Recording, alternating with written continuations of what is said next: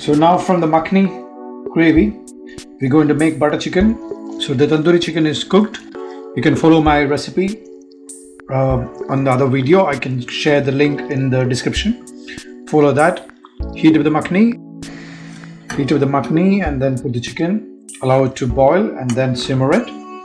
Then we finish with butter, fenugreek leaf powder, that is a methi, and butter, seasoning if you want. Now once it starts boiling, add butter more, around 100 grams. Now sprinkle Kasoori methi powder. Kasoori methi is around 1 teaspoon. Salt just to taste. Cream, double cream, 50 gram more. Now mix everything. Allow it to simmer for 5 minutes and then we can remove and serve.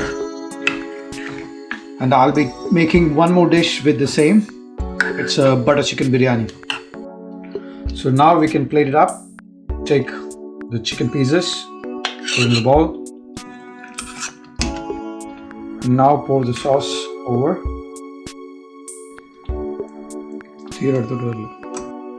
And now finish with the coriander leaf.